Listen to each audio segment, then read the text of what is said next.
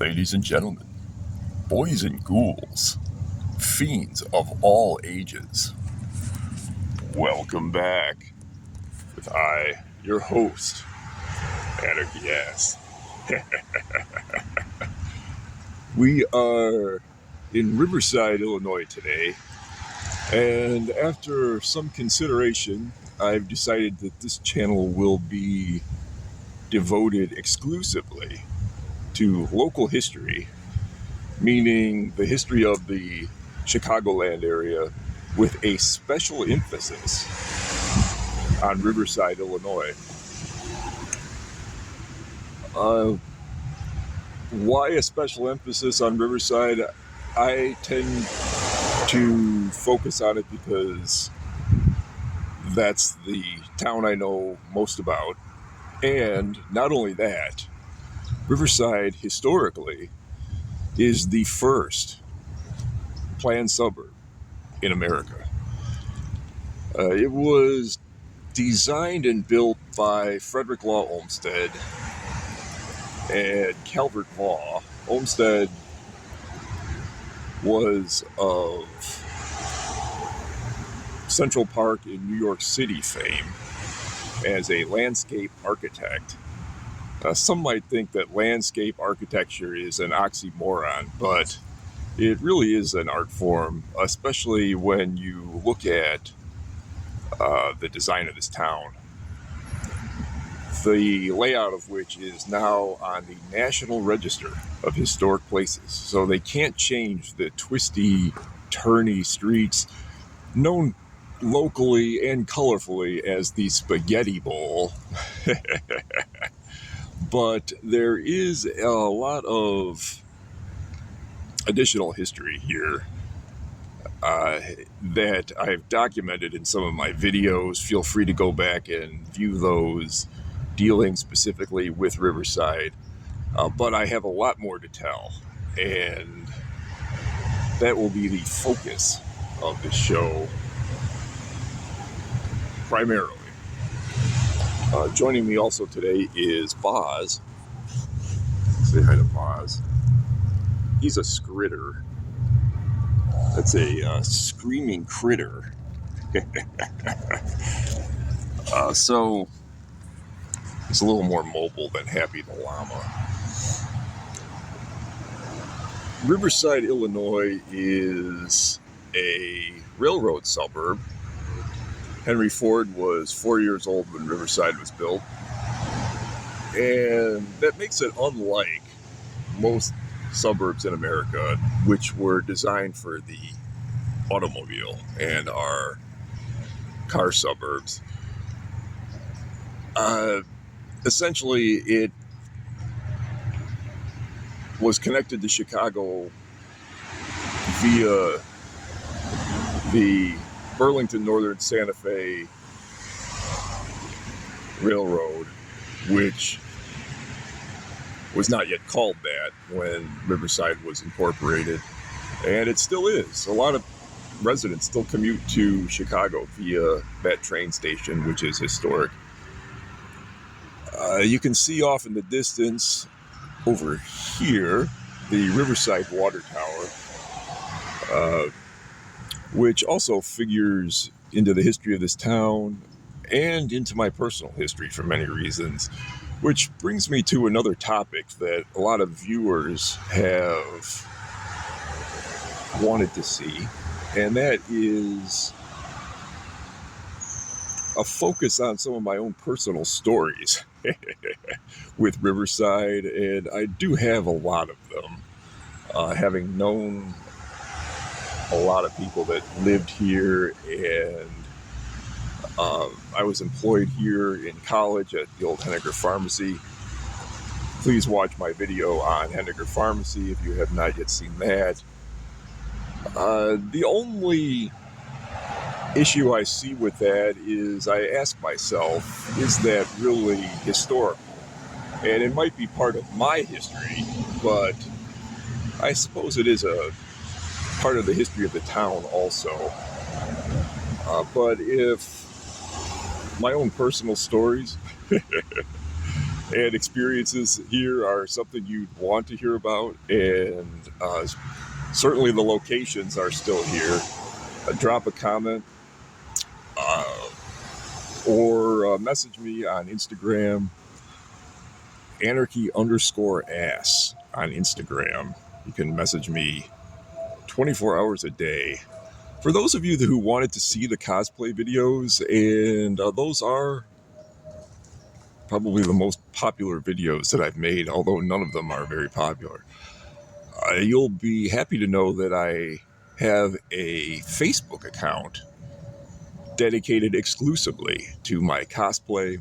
If you type in ShuffleBot into Facebook, I will pop up. There are several other ShuffleBot accounts, but mine is the only one that has Marshmallow and Deadmau5 in the cover photo. You can get updates on all of my cosplay adventures as those characters, as well as Gorgar of Mars and others. Some pics of my Predator cosplay. I'm really glad that people took a liking to that. I posted that one video as a joke, and it went to 1,000 views, so I posted some more. But I won't be focusing on that with this station. It will be Riverside, Illinois, and neighboring suburbs of Chicago. If you drop me a friend request on Facebook as ShuffleBot, you can also then direct message me there. Yes, I am on Facebook as Anarchy Ass, but unfortunately for viewers at home, that account is full and I cannot accept any more friend requests at this time. Why they would want to stop people from using their website, I have no idea, but they do cap you, unlike Instagram. On Instagram, you can just keep having followers limitlessly, as far as I know, but not so with Facebook. So Facebook sucks. I'm sorry if you tried to contact me there and were not allowed to friend me, but you can friend me as ShuffleBot. And you don't have to limit your messaging to ShuffleBot related stuff. You can comment on YouTube or anything else you like to send me. I always love hearing from people. Big shout out to all of you who wrote in and commented, some of you very passionately about wanting to see these history videos, and they will be local history as the ones in the past have been. I really appreciated that and took that into primary consideration when deciding what to do with this show. I'm going to release these videos on Sundays. I wish I could give you an exact time, but YouTube is so primitive when it comes to uploading videos that it sometimes takes upwards of a half hour to an hour just to upload a video. So I don't know precisely when they'll go up, but I will put them out infrequently. As I've vocalized many times, a big issue with this station has been the weather and has been the public. There's been other issues too, but I'm not going to endure inclement weather just to capture something when I could very easily come back and do it in better conditions, such as today. There's some wind today, but hopefully it's not interfering with the sound. But as a result, they may not come out every week, so stay tuned. And keep an eye peeled. Sundays, I'm going to shoot for afternoon, but evenings at the latest. without further ado, let's take a little walk down this stretch of roadway, which is Long Common Road, known in the original layout of Riverside as just the Long Common. If you're ever lost in Riverside, a good way to find your way out, and I am stopped often, although not as often as I used to be now that GPS is a thing. You can see this road has yellow striping. It leads to the center of town in this direction. And if I step over here, we'll get a better look at the tower.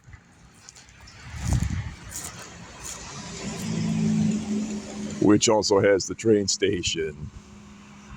But if you go in the opposite direction, it'll lead you back to Harlem Avenue. And it seems that that's what most people are trying to find when they get lost in Riverside without their phones and without GPS.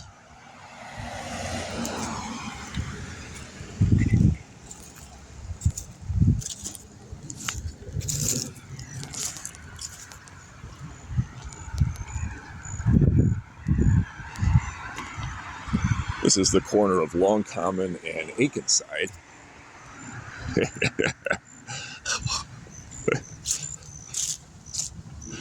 Oh, my Akenside.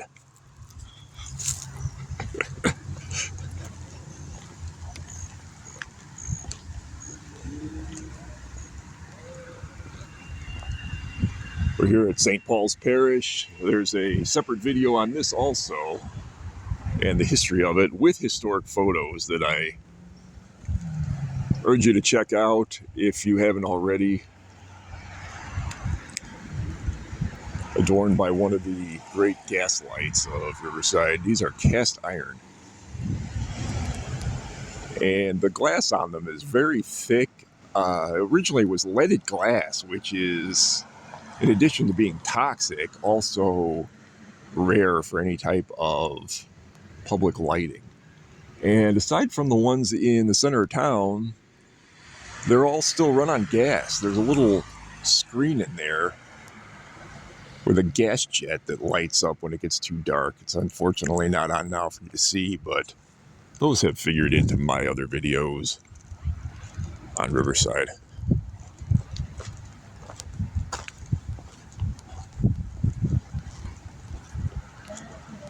This is a wonderful house used by the killer in a certain Helen Hunt film. Although it's been restored now, it doesn't look as pristine as it did in that film.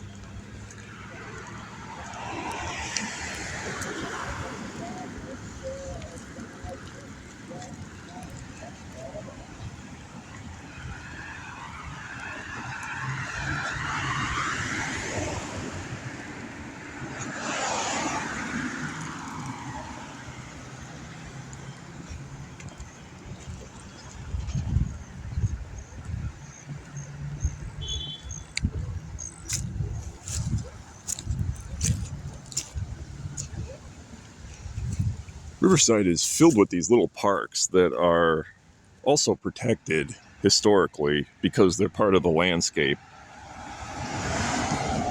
And they're scattered throughout the village. And some of them are very forest-like. You can see how this is like a little mini section of woods still left here in the middle of town. And they're all over.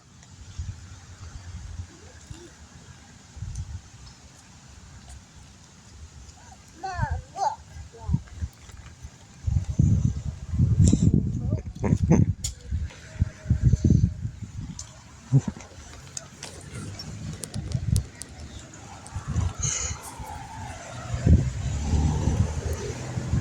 Riverside is bordered by Berwyn.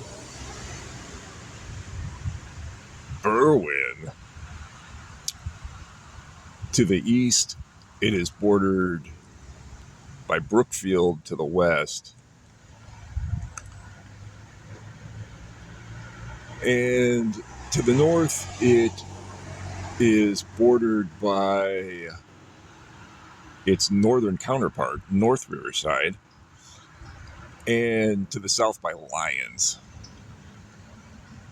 All of those towns have featured in my previous videos also, so if you're looking to do a binge watch, I advise checking those out. But none of them have had the length of history that Riverside has had, at least not as incorporated towns. Although some of them had some interesting history before their incorporation. And I've touched on the earlier Native American period of this area several times in my other videos, but I would like to say more about it in future episodes. This area, contrary to popular belief, was not inhabited by the Blackhawks.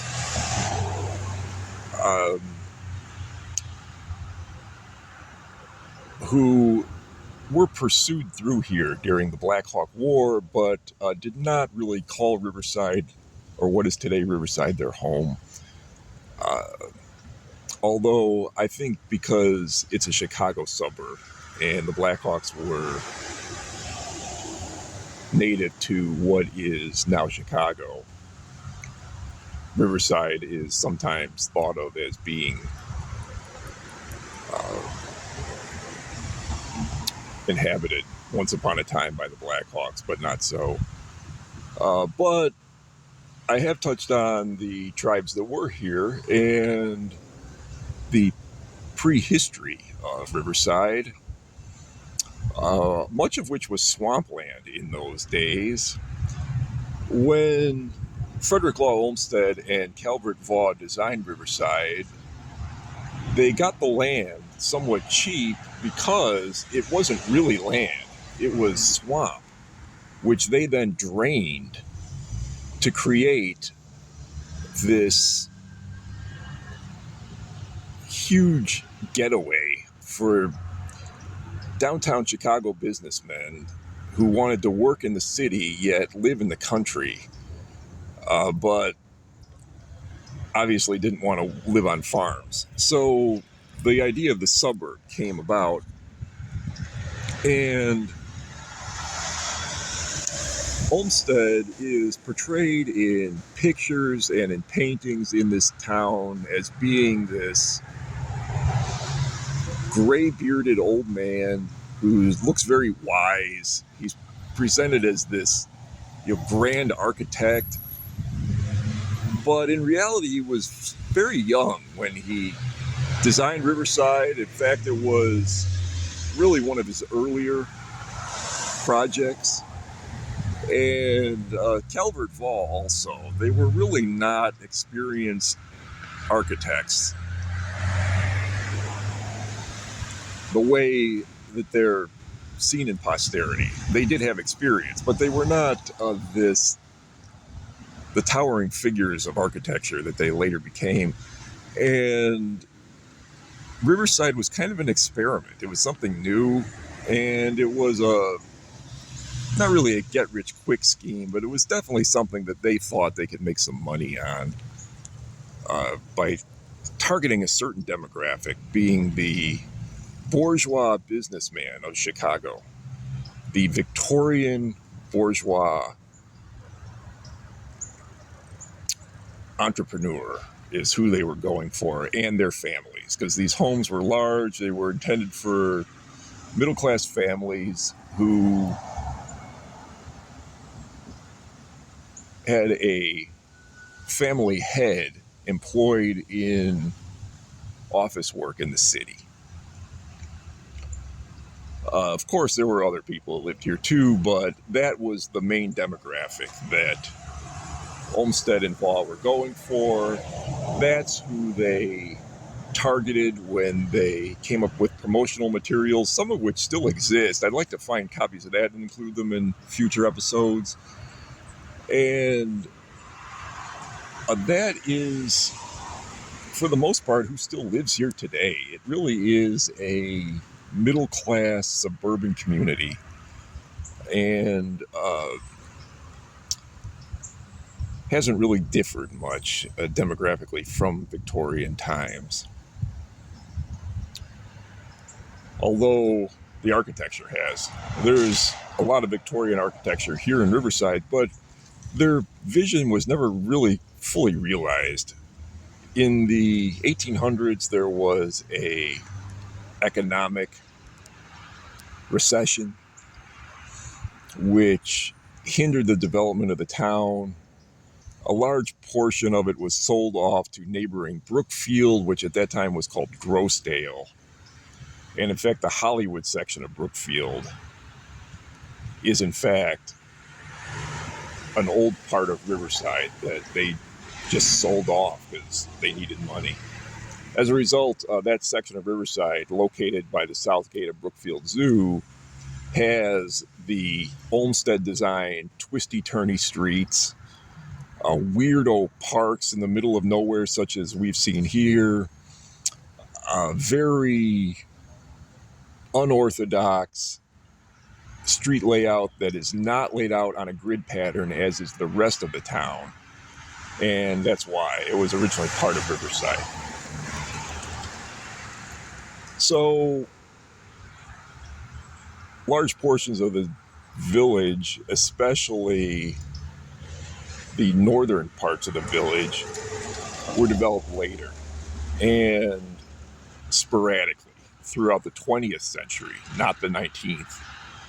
And as a result, you have a lot of homes here that are from the 1920s, and again, buildings stopped a lot in the Great Depression, but then resumed in the 1950s and 60s all the way up till today with these homes that I guess you would call McMansions. They're not really of a specific architectural style, and they tend to be prefabricated, yet they pop up here. I'm almost tempted to take a further walk down, as there are some not far from where I'm sitting, but I'll spare you that. But if you Google McMansion, you'll see what I'm referring to. So there's this colorful hodgepodge of architectural styles in this town that also make it unique, and definitely something I want to focus on in the future.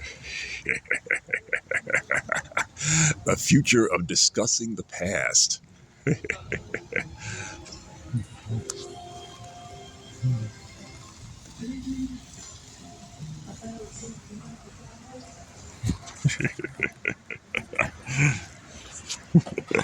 Isn't that right, Paz?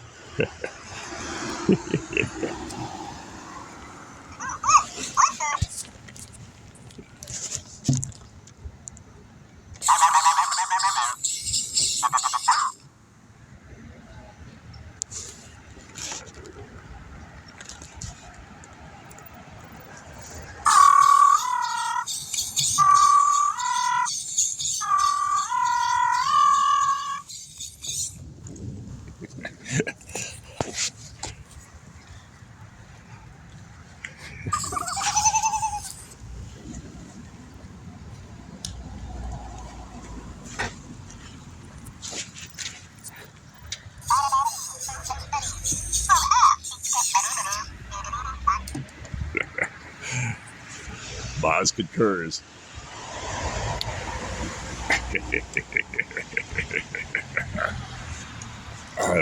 I also want to take a brief moment and touch on something else that viewers have asked me about, and that is the missing episodes of Anarchy Ass. I shot a number of episodes that just disappeared off of my YouTube channel, and I want to explain what happened briefly because people have asked me about it. I'm glad that people remember those episodes. I'm sorry they're gone. What happened was this. First, I shot an episode down in Mexico spotlighting a nightclub, and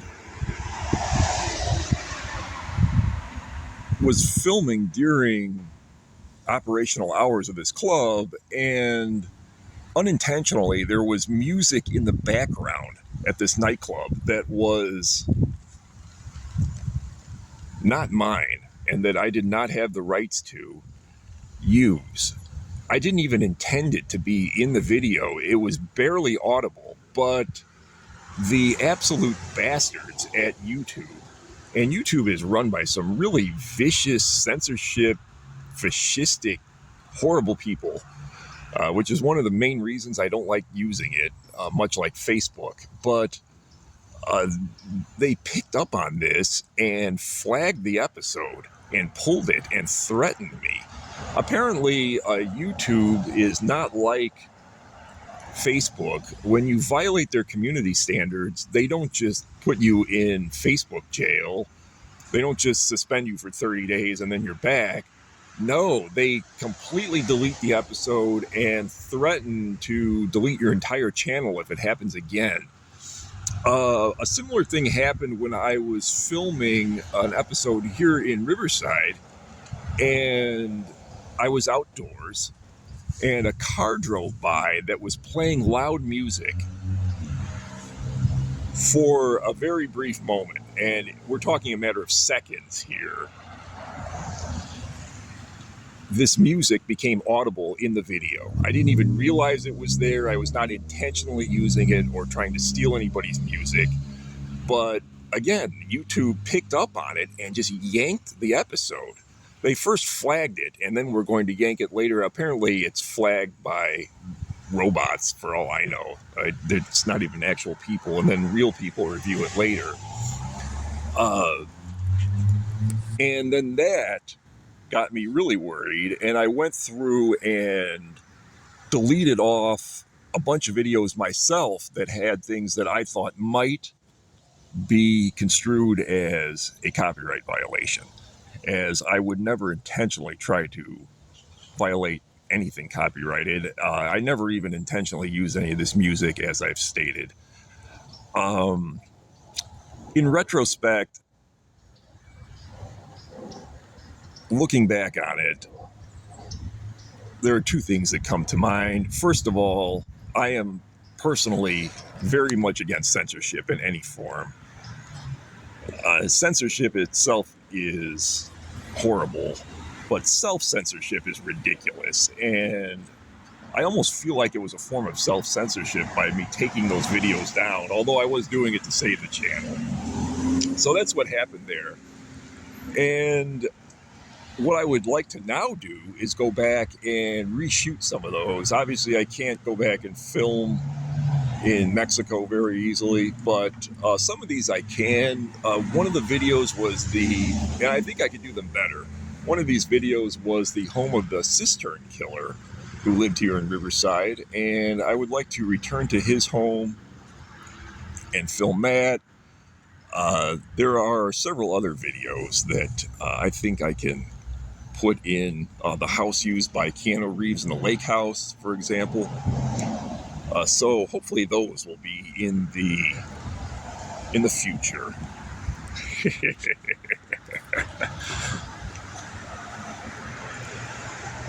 But on behalf of Boz, B-O-Z, he's named after Boz Bosworth.